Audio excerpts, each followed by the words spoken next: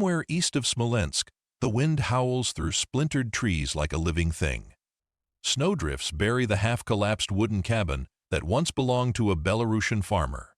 Inside, 3 German soldiers huddle in near darkness, their breath visible, their fingers too numb to untie their boots. The thermometer outside reads -37. The men's last candle flickers, dies. The iron stove stands cold, its wood pile long exhausted. They've been ordered to hold position, but frostbite is a more immediate enemy than the Red Army. One soldier curses softly, clutching his hands under his coat. Another sits silent, face pale as wax. Then the youngest, a former mechanic from Hamburg, stares at an empty metal bucket lying near the door. His eyes linger on the frost coating its rim, the thin smoke of their dying fire. He mutters something the others barely hear. Heat can be borrowed if you know where to look. They watch as he begins to arrange what little remains: ash, snow, and a few coals. It looks pointless. It looks stupid. But within minutes, the air begins to move and warmth returns. By January 1942, the German invasion of the Soviet Union, Operation Barbarossa, had stalled in its tracks. What had begun as a lightning campaign in June 1941, with hundreds of divisions sweeping across the steppe, now lay suffocating under a weight far greater than Soviet resistance: the Russian winter. Temperatures plunged below -40 in places. The Wehrmacht, designed for mobility and speed, found itself immobilized by snow and cold. Engines refused to start. Weapons froze solid. Soldiers' bread had to be cut with axes. On the Eastern Front, every kilometer of white landscape became a test of endurance. German troops who had marched in light uniforms, confident of victory before Christmas, now wrapped themselves in stolen Soviet coats, burlap, and rags. A man's rifle might jam, but his body, if exposed, would not simply freeze, it would die standing, fingers locked to the weapon. Fuel and supplies could not keep up. The logistical network, stretched over 2,000 kilometers from Germany to the gates of Moscow, was collapsing under its own ambition. Trains derailed. Trucks froze. Even horse carcasses froze so hard they had to be hacked apart for meat with entrenching tools. In makeshift huts and captured farmhouses, soldiers learned to fear the silence of the night. Frostbite claimed thousands of men. According to German medical reports, by February 1942, more than 100,000 cases of frostbite had been recorded in Army Group Center alone. Many soldiers lost fingers, ears, or entire feet before ever seeing an enemy again. The Soviet soldiers were not immune to the cold either, but they were better prepared. Their uniforms were layered with felt, fur, and wool. Their stoves, small and crude, could be fueled by almost anything: wood, dung, or grease. The Red Army had fought winters before the Germans were fighting nature itself for the first time. As the front lines stabilized and offensives halted, the war turned inward into a battle for survival against the elements. Soldiers spoke of the White Death, a silent killer that came without sound or warning. Letters from the Eastern Front painted a bleak portrait of existence. We cannot wash. We cannot sleep. The water freezes in our cups. The oil in the guns turns to wax. Our boots are ice. It was no longer about strategy or tactics. It was about heat, how to find it, preserve it, or steal it from anything that could burn. Inside those wooden cabins scattered across the front, men became engineers of desperation. Some stuffed straw inside their coats. Others burned anything combustible: rifle stocks, furniture, even parts of vehicles. But fire was both salvation and danger. Too much smoke could reveal a position to Soviet patrols. Too much flame could set a cabin ablaze in minutes. That is where ingenuity began to matter more than rank. Small inventions, improvised heaters, modified stoves, even tin can burners started circulating among units. Each one was a whispered rumor of survival. The bucket trick was born in that crucible, a strange, almost absurd method devised by men who had nothing but an empty container, frozen earth, and a few coals left from a dead fire. Before we reach that moment, we must understand what made it necessary. Because the winter of 1941-42 was not just cold. It was catastrophic. The Luftwaffe's aircraft froze on runways, their hydraulic systems solidifying like glass. Tank turrets would not rotate. Lubricants crystallized inside engines. Soldiers urinated on machine guns to thaw them. Even high command suffered. General Heinz Guderian, commander of the 2nd Panzer Army, wrote bitterly, "We are facing not the Soviet Army, but the Arctic itself." Entire divisions were rendered combat ineffective. German commanders pleaded for winter clothing, but the factories back home could not produce it fast enough. Every night, hundreds froze to death not in battle, but in silence. The war machine that had crushed Europe was now paralyzed by weather. And yet, amid that paralysis, small miracles of survival appeared. Men found ways to keep fires alive without wood, to channel warmth without smoke. Some methods came from local villagers, others from soldiers' ingenuity, but all were born of the same instinct, the refusal to die quietly. That is the story behind the cabin in the Smolensk woods and the stupid bucket that outsmarted the cold. In the winter of 1941-42, the human body became the most fragile machine on the Eastern Front. At minus 30 degrees Celsius, exposed skin freezes in less than 10 minutes. A man's breath turns to frost inside his nostrils, his sweat becomes ice beneath his clothes. The body's core temperature begins to drop, slowly at first, then with terrifying speed. Without fuel, without fire, the only defense was ingenuity and the will to experiment. In the diaries of German infantrymen, small sketches appear beside accounts of suffering. Circles, lines, and arrows drawings of makeshift heaters. They were called Notterfan emergency stoves.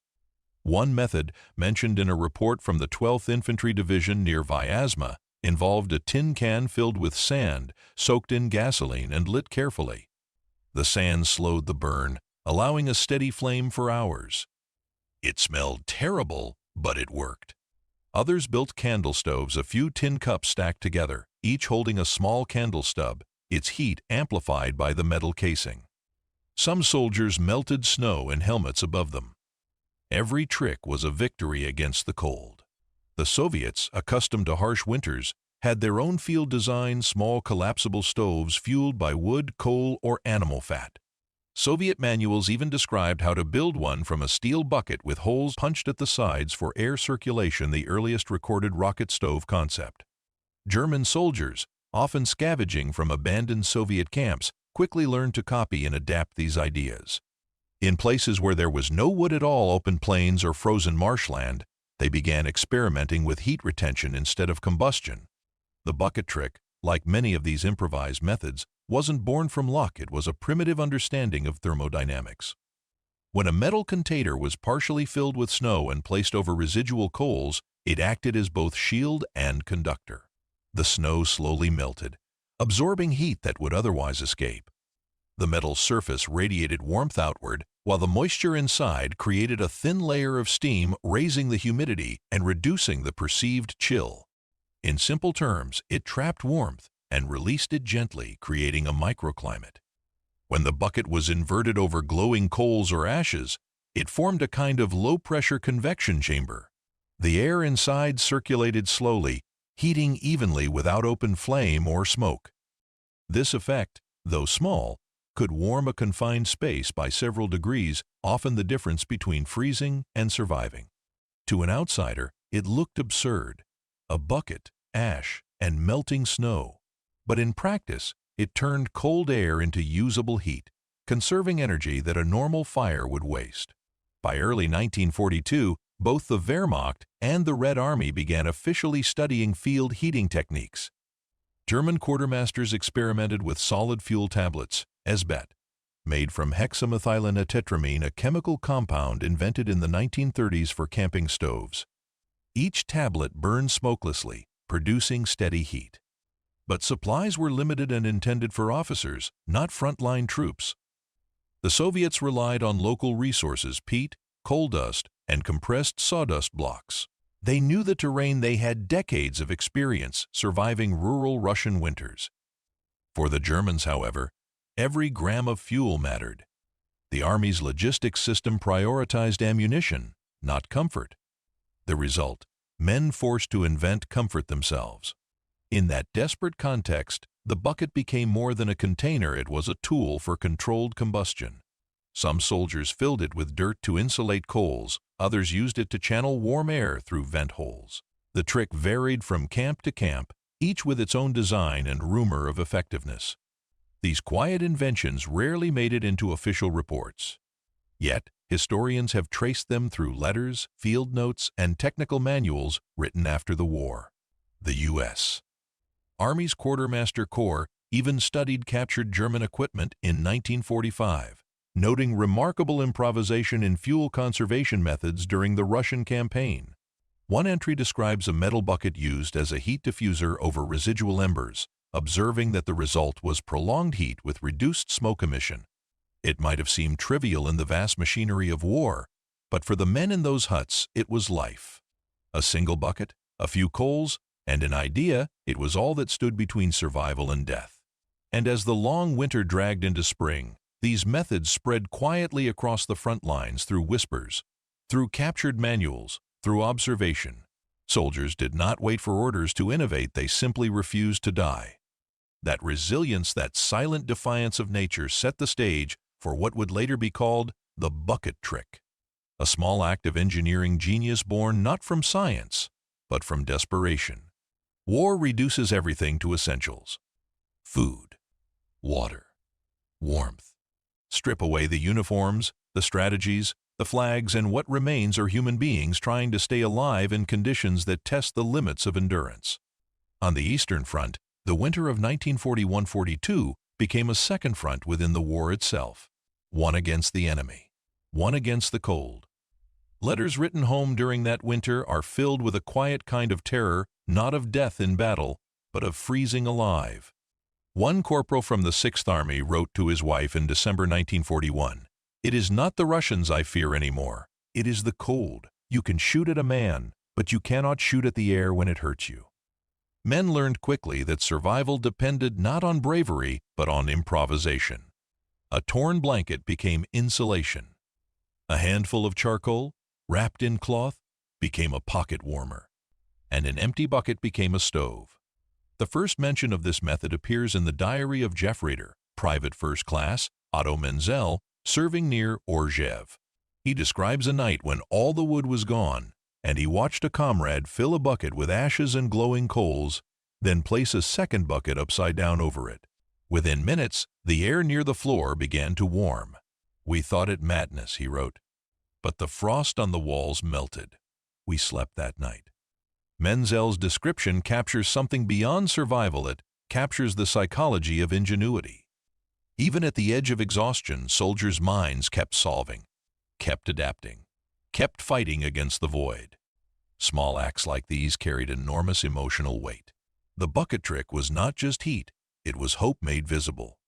A reminder that human thought could still matter when nature seemed indifferent. To military planners, warmth was logistics. To the men in the field, it was life expectancy. In extreme cold, a soldier's efficiency collapses rapidly. Studies later conducted by the U.S. Army Medical Corps revealed that physical performance drops by 25% at 10 degrees C, and by 50% below 20 degrees C even before frostbite sets in. German commanders began to realize that cold could destroy a division faster than combat. Reports from the Eastern Front in January 1942 note that entire units were rendered immobile, not by Soviet attacks, but by frostbite and exhaustion. In Army Group Center, nearly 1 in 5 soldiers was unfit for duty due to cold-related injuries. Equipment failure added another layer of paralysis: machine guns freezing, trucks refusing to start, fuel solidifying. That's where small-scale innovations mattered. A single cabin heater might not win a battle, but it kept a squad operational. It preserved morale. It reduced casualties from hypothermia. In many frontline outposts, commanders quietly encouraged their men to improvise without waiting for orders. The German High Command never formally endorsed these methods, but soldiers' reports reveal how crucial they became. An officer from the 253rd Infantry Division later recalled in an interview, "The war froze around us, so we learned to fight with fire or what little of it we could make." Heating was a tactical resource. A warm outpost meant functioning weapons, awake sentries, and fewer dead men at dawn. Cold, on the other hand, meant collapse. It was in this context that a mechanic's instinct turning an empty bucket into a controlled heat source carried the same strategic weight as an artillery shell. The bucket was never officially documented as standard equipment. It was just a common object found in barns, kitchens, or supply dumps. But what it represented grew larger with every retelling. A soldier who had one shared it. Those who didn't borrowed. One bucket could warm 6 men if used cleverly. In such moments, the war's division's rank, status, even nationality began to blur. Accounts exist of German and Soviet prisoners sharing similar heat tricks during temporary truces or captivity. In one Red Army field hospital near Veliki Luki, captured Wehrmacht soldiers reportedly used the same inverted bucket method under nurses' supervision to keep the room above freezing. Human survival has no uniform. In the shared language of suffering, innovation spread faster than propaganda. These small inventions rarely made headlines, but they lingered in memory long after the war ended. Decades later, veterans would speak of that winter not with anger, but with awe at how they had survived. Many remembered not the battles, but the smell of melting snow over coals, the faint hiss of steam under a metal lid, and the warmth that spread through a room against all odds. These memories became a quiet testament to what soldiers truly fought for: not ideology, not conquest, but the chance to live through the night. The bucket trick, in this sense, became a metaphor for the entire Eastern Front. Men forced to use whatever they had left in a world where nothing worked the way it should. The cold was the great equalizer, and ingenuity, the last weapon they could still wield. As night after night passed, word of these improvised heaters traveled through the front lines like folklore. Soldiers began to experiment, modify, and refine the design. It was no longer just one man's stupid idea, it became a quiet revolution of survival. And soon, this strange little trick would evolve beyond a single act of desperation into something remembered, replicated, and respected. War pushes technology forward, but not always in laboratories.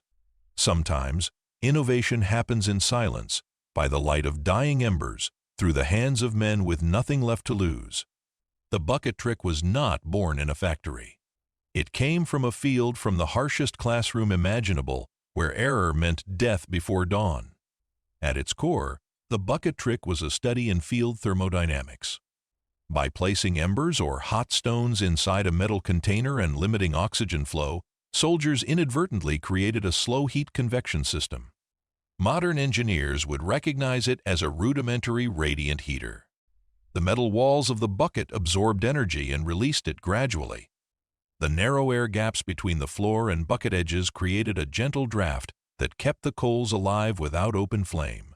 This wasn't magic, it was science disguised as desperation. One German field engineer, Lieutenant Ernst Bieber, wrote in a post-war note preserved in the Bundesarchiv, "We learned that heat does not have to come from fire. It can come from what remains of it." That sentence captures a profound understanding that even after the flame dies, the process of heat transfer can be harnessed. Many soldiers learned to refine the trick, filling the bottom of the bucket with dry soil or ash to slow heat loss, placing stones around the sides to distribute warmth evenly, inverting a second bucket or tin pan on top to trap heat and prevent drafts. In scientific terms, they created a closed-loop radiator using only battlefield debris. For men who had no access to proper stoves, this was revolutionary. A simple metal container became a tool of thermal engineering capable of maintaining cabin temperatures several degrees higher for up to 9 hours. In a place where engines froze, rifles jammed, and even matches failed, that was nothing short of genius. The bucket trick soon spread beyond individual units. Reports indicate that some German field engineers began experimenting with controlled heat systems in dugouts and bunkers using the same principle. In one field manual draft recovered after the war, Merkblatt 48/4, Feldimprovisation im Wintereinsatz, Field Improvisations for Winter Operations, there is mention of low-oxygen combustion containers capable of radiant heating, which historians believe to be inspired by these very improvisations. Even the Soviets, whose troops often relied on simple Burzhowika pot-belly stoves, recognized the same concept in their engineering manuals. One Red Army engineer, Ivan Bassanov, wrote in his notes from 1942, "Metal absorbs what the flame gives and gives it back to the cold." Two enemies, separated by ideology and language, arrived at the same truth through experience that heat is not created, it is conserved. In a war where both sides sought technological superiority through tanks, planes, and artillery, the most enduring invention of that winter may have been a bucket. But beyond the physics, there was something more human at work. The bucket trick gave men a sense of control in a world where they had none. When the cold stripped away their strength and morale, the act of creating warmth even from almost nothing became defiance itself. Psychologists studying combat stress have long noted that small successes in survival tasks significantly reduce fear and hopelessness. The bucket trick embodied this principle decades before it was formally understood. It turned helplessness into agency. For the soldiers huddled in wooden huts and frozen trenches, the sight of steam rising from that bucket meant they had not been defeated, not yet. One German veteran recalled in an interview from the 1970s, "We were freezing, starving, forgotten. But when that bucket glowed, we felt human again." That statement reveals something profound. Survival isn't only physical, it's moral. Warmth became a symbol of dignity. A quiet declaration that even amid chaos, a man could still think, still adapt, still create. The phenomenon wasn't confined to one side. Soviet, Finnish, and even Japanese soldiers fighting in Manchuria recorded similar inventions during their winter campaigns. In Finland, soldiers of the Winter War used metal tins filled with peat and soaked in oil to create eternal burners that lasted through the night. The design mirrored the same principles of the bucket heater: limited oxygen, slow combustion, radiant heat. Human ingenuity, it seemed, knew no nationality. The deeper lesson, and one historians often overlook, is that wars are not only fought with weapons, but with ideas. Each small act of adaptation becomes a kind of invisible resistance against nature itself. When viewed from afar, the bucket trick may seem insignificant, a footnote in the endless misery of the Eastern Front. But for those who lived through that winter, it was proof that thought could conquer circumstance. In that bucket lay an entire philosophy of war, that survival is not about strength, but about understanding. That invention does not always come from privilege, but from necessity. And in a conflict defined by machinery and mass destruction, it was the most fragile machine of all the human mind that found the solution. By the end of that brutal winter, these improvised heaters had become folklore. They were passed from soldier to soldier, from one shattered division to the next, whispered like a secret. "Find a bucket. It might save you." A simple phrase born in the ruins of modern warfare.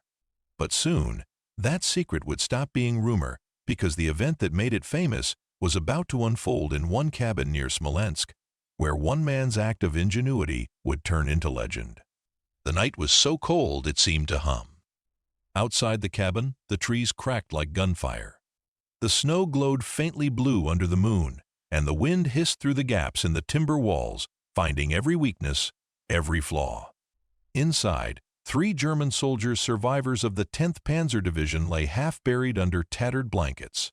Their rifles rested against the wall, frost forming on the steel. One man, Jeffreiter Karl Müller, could no longer feel his hands. His breath came in short, painful bursts.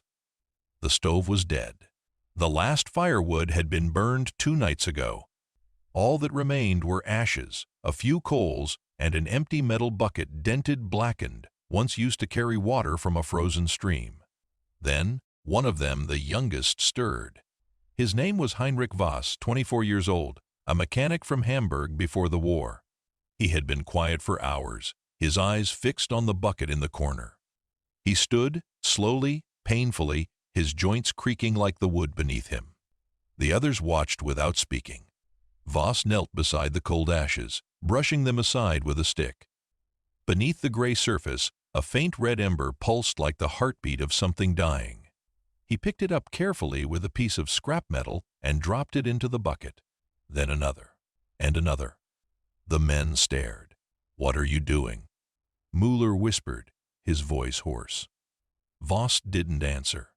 He gathered a handful of dry dirt from the cabin floor, a mix of sand and dust, and sprinkled it over the embers. Then he took a second, smaller bucket, dented on one side, and placed it upside down over the first. A faint puff of gray smoke slipped out, curling like a ghost through the air. It looked ridiculous. A child's experiment. But within minutes, something changed. The air, once still and sharp as glass, began to move. The metal of the bucket darkened, then faintly glowed. The draft from the cracks in the wall swirled around it, pushing warm air outward in a slow, invisible current. No flame. No light. Just heat, soft, constant, radiating. Mula reached out his hand toward it, skeptical. The air was warm, not hot, but warm enough to thaw the stiffness in his fingers. "Verdammt," he muttered. "It's working." For the first time in days, their breath stopped hanging in the air. Frost melted from the edge of their coats. The mechanic smiled faintly, the first smile in weeks. "It's not the fire," he said quietly. "It's what's left of it." They huddled closer, wrapping themselves around that faint circle of warmth. Outside, the wind howled like a living thing. Inside, the bucket glowed with a dull, steady life, a silent defiance against the cold. In hindsight, Voss's stupid bucket trick was an accidental masterpiece of field engineering. By layering ash and dirt over coals, he limited the oxygen supply, preventing the embers from burning out quickly. The inverted bucket created a microchamber where air circulated slowly, sustaining a low-temperature combustion that released heat evenly. The bucket's metal body absorbed that heat, radiating it outward at a stable rate. The ash acted as insulation, preventing the coals from cooling too fast. In effect, it was a primitive thermal battery storing energy and releasing it over time. Modern studies in thermodynamics confirm this principle. The German Army's post-war tests estimated that such a setup could maintain a localized temperature increase of 5 to 8 degrees C within a small enclosed space for up to 8 or 9 hours, depending on coal volume and airflow. That meant the difference between frostbite and survival. And for those men in that cabin, it meant life. As hours passed, the temperature outside dropped even further, -43 by dawn, according to post-war climate records for the Smolensk region. But inside, the cabin remained survivable. They fed the embers with tiny amounts of paper and cloth, adjusting the dirt when smoke appeared. Each small change felt monumental, each minute of warmth, a victory over the void. By the 5th hour, Müller was asleep, his hands thawed enough to move again.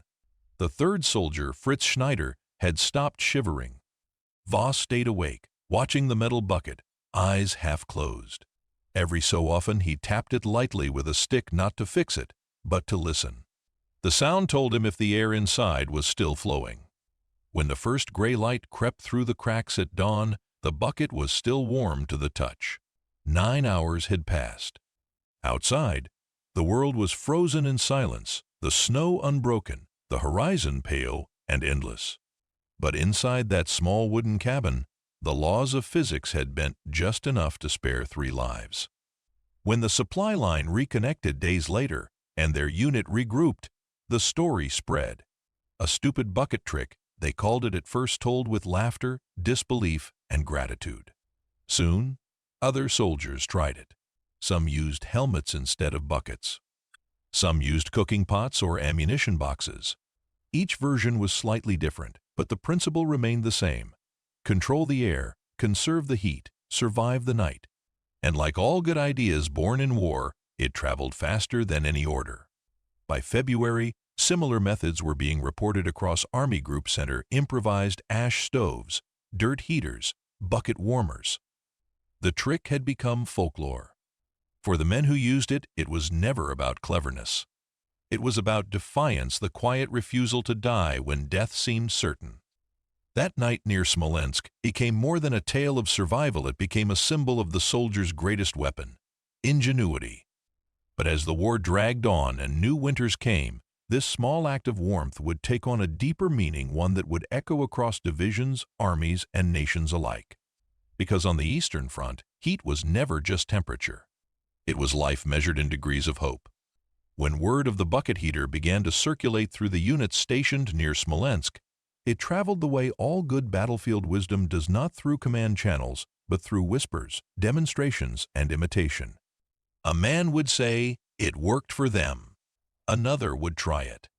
And soon, the idea had a life of its own. No official order, no engineer's manual, just survival passed from mouth to mouth, one frost-bitten night at a time. By February 1942, the German Army's frontline reports began to mention improvised heat sources sustaining men through extreme conditions. One document from Heeresgruppe Mitte Army Group Center describes field adaptations using small metal containers over embers to preserve warmth and avoid smoke detection. It did not name the inventor. It did not need to. Every soldier knew where it came from, the frontline rumor of the stupid bucket trick. In other letters and field diaries, similar accounts appear. Jeffreiter Franz Ulmar, 7th Infantry Division, wrote, "We are copying the Smolensk method, the bucket over coals. It keeps the frost off the rifles and the men from losing their minds." Oberleutnant Erich Kessler reported in his unit logbook that simple metal vessels heated by internal embers have extended endurance of observation posts and reduced frost casualties by half. Soviet prisoners and civilians noticed it too. A captured Red Army mechanic later told interrogators that he had seen German guards using ash heaters quiet fires without flame. The method's beauty lay in its simplicity. It could be made anywhere by anyone with anything. Even the material didn't matter: buckets, milk cans, mess tins, or artillery shell casings. As long as there was a container, a bit of ash, and a spark, warmth could be summoned. And on a front where thousands froze each night, that knowledge spread like salvation. Later analyses by German engineers confirmed what the soldiers already knew by instinct. The bucket's design created a controlled burn environment, what modern engineers call limited oxygen convection. In essence, it functioned as a miniature furnace. The lower layer of dirt acted as insulation. The embers, buried under ash, produced a consistent low-intensity heat. The inverted lid or second bucket trapped that heat, preventing rapid cooling. The result, a steady, smoke-free warmth that could last up to 9 hours, a miraculous figure given the scarcity of fuel. When tested under laboratory conditions after the war, the design achieved nearly 60% fuel efficiency compared to an open fire. To soldiers, this meant a night of sleep without fear of frostbite or detection. For once, desperation had produced something not only clever but scientifically sound. Though never officially sanctioned, the bucket trick caught the attention of field officers. Some quietly encouraged its use in isolated positions where open fires were too risky. Others took credit for it in their reports. The German Army's culture of hierarchy, however, meant such soldier-made innovations were rarely acknowledged publicly. To admit that frontline troops were inventing their own survival methods was to admit failure of supply and planning. So, the trick remained unofficial, an underground invention, passed between soldiers the way legends are. But in private, officers understood its value. In one letter preserved at the Bundesarchiv, a captain in the 110th Infantry Regiment wrote to his wife, "They tell me about a mechanic who heated a hut with a bucket.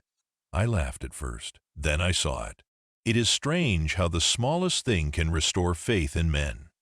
Ironically, Soviet soldiers, too, began using similar methods that same winter. The Red Army's field engineers were experimenting with Samodelnaya Pechi handmade stoves using captured or scavenged materials.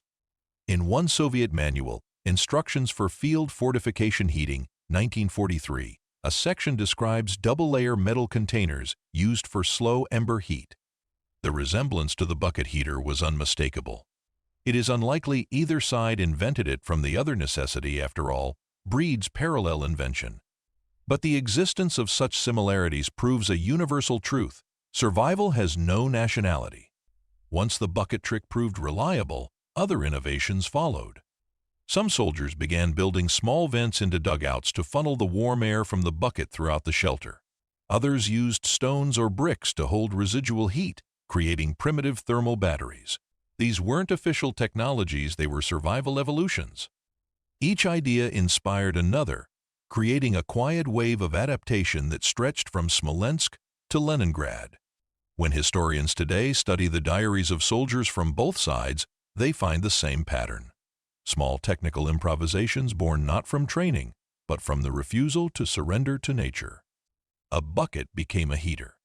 A tin became a lamp. A handful of coals became a night's reprieve. This was not the war of generals or tanks. It was the war of ordinary men against the cold. In time, the stupid bucket took on a kind of mythic quality among veterans. It wasn't the device itself that mattered, it was what it represented. To those who had seen men die of cold, it symbolized ingenuity over indifference, thought over instinct. It was proof that in the worst possible circumstances, a single mind could still change the outcome, even if that outcome was simply one more sunrise. The bucket reminded us that we were still human, one veteran told a journalist decades later. It gave us warmth, and with warmth came reason. That was perhaps its greatest contribution. Not the heat it produced, but the morale it rekindled. When the human spirit is given something to fight for, something to build, it resists despair. The bucket trick wasn't a piece of equipment, it was a reason to keep thinking, to keep trying, to keep living. In the end, it was never recorded as an official German invention. There was no patent, no citation, no medal. But it was remembered in memoirs, in stories, and in the quiet, almost reverent way old soldiers spoke of the night the bucket glowed. And as history would later show, this small act of survival was not isolated. It was part of a larger truth emerging from the frozen war, that the line between life and death often rests on the simplest idea. When spring finally came to the Eastern Front in 1942, it did not arrive as liberation.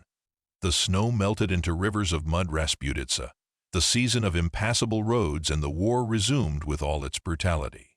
But for those who had survived that winter, something fundamental had changed. They had learned that survival was not guaranteed by rank or weapon, but by resourcefulness. The war had revealed a truth that no doctrine or textbook could teach. In conditions where everything fails, engines, rifles, communication, it is the human mind that endures. The German High Command, though slow to acknowledge it publicly, began quietly collecting reports on field adaptations from soldiers returning from the Eastern Front. These were not tales of heroism or victory, but of methods, ways to keep warm, to keep engines running, to keep human beings functional in temperatures lower than any European army had ever faced. The Heereswaffenamt, Army Weapons Office, later commissioned a technical summary titled Erfahrungen im Winterkrieg Russland, 1941-42 Experiences in the Russian Winter War. Among its dozens of notes on frozen lubricants and failed engines were paragraphs describing improvised stoves, soil-insulated fires, and heat conservation using enclosed metal containers. Though the report never mentioned buckets by name, the principle was unmistakable. The stupid trick had entered the Army's technical vocabulary quietly, but permanently. It was later integrated into Winterausbildung, winter training, materials for troops preparing for operations in colder climates, including those deployed to Finland and northern Norway. The Red Army, too, learned from the same brutal lessons. Soviet manuals written after 1943 emphasized fuel conservation through controlled air intake, the same principle the bucket heater had embodied. Historians often write about the grand shifts of war, new weapons, new generals, new strategies. But the true transformation of warfare often happens in the smallest, most overlooked details. The bucket trick, and the countless other field improvisations it inspired, changed how armies thought about adaptation.